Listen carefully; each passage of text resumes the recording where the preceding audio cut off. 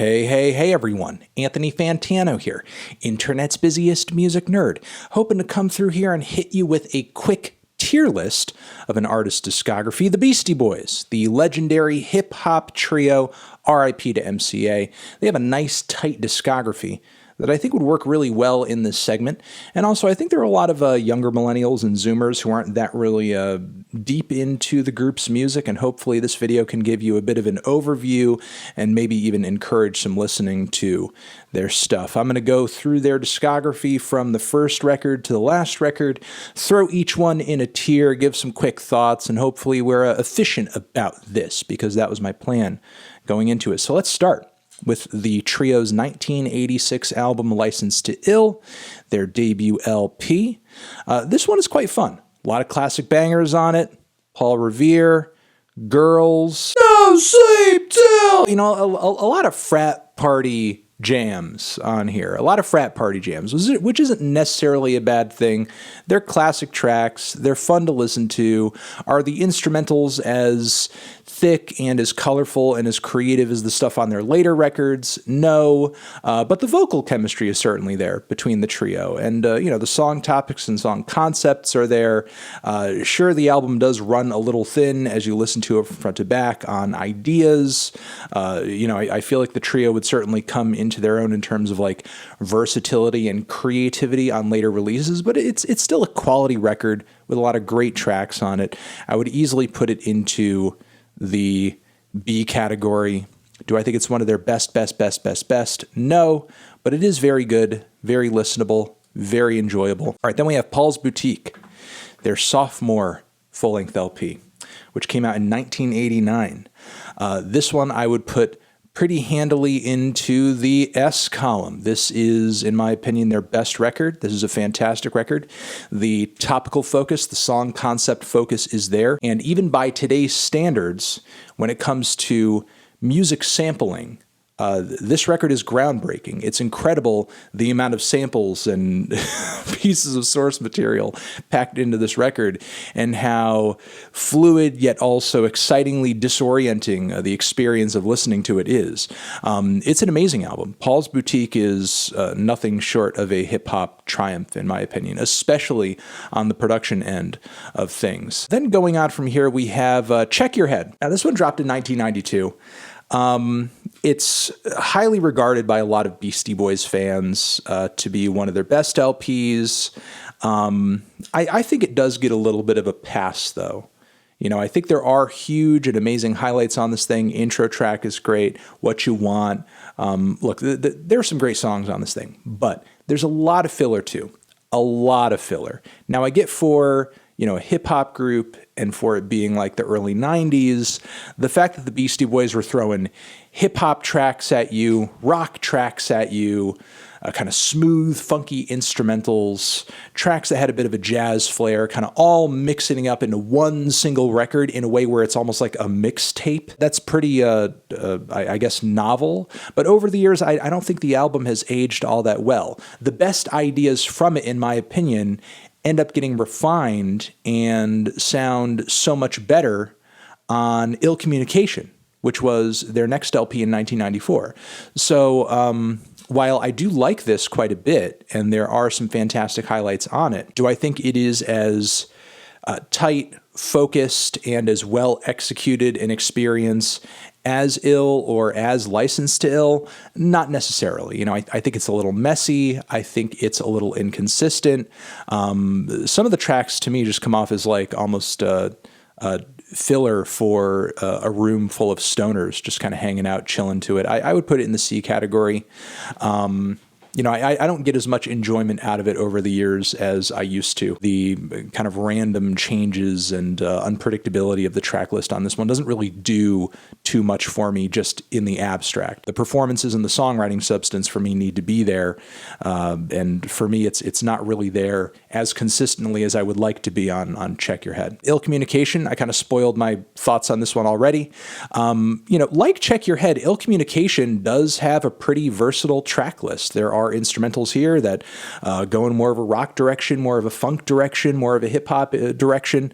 There are some tracks where the Beastie Boys are writing some of their best singles, best songs, I mean, check that one with Q-Tip, which is fantastic, like Jesus Christ. I think that's one of the best hip-hop songs of all time. But once again, I feel like the tunes are better structured. It feels less random. Everything feels as if it has a purpose.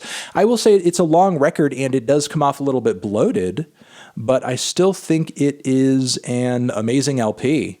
And, easily one of the Beastie Boys' best. Is it as classic or as groundbreaking as Paul's Boutique? No, but I still think it is a stellar album with one fantastic cut after another. I would put it into the A. Moving on from there, we have the group's next album that dropped in 1998, I believe. Yeah. Hello Nasty. I think this one gets a little underrated in the Beastie Boys discography. I think people tend to favor like their very early 90s and 80s stuff over this one on the whole, when honestly, I feel like there is creativity abound in Hello Nasty that a lot of people haven't really appreciated. For me, what puts Hello Nasty over the edge, or at least like in the same league as Ill Communication, is that to me, the production is so much more psychedelic and surreal and just really strange. Like the textures that the group draws up on this album production-wise is amazing.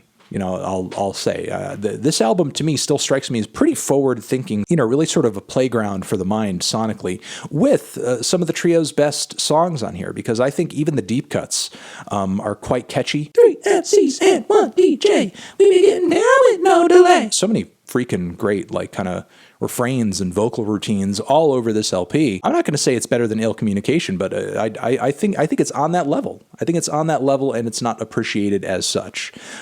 Sure, you could argue that it's copying a lot of the same frameworks over onto a new project, and for me, that's not entirely a bad thing, because I feel like their approach sonically and aesthetically is so much more different, because the beats do feel way trippier, way more psychedelic, way more futuristic. We have, I believe the Five Boroughs. Yes, this is the record that they crossed over into the aughts with. When did this drop? Came out in 2004. Yeah, so it was quite a while since we heard from the Beastie Boys, because as a kid, the Ill Communication tracks and the Hello Nasty tracks are really the ones that kind of turned me on to them. And then, it just took a while for them to drop a new studio LP.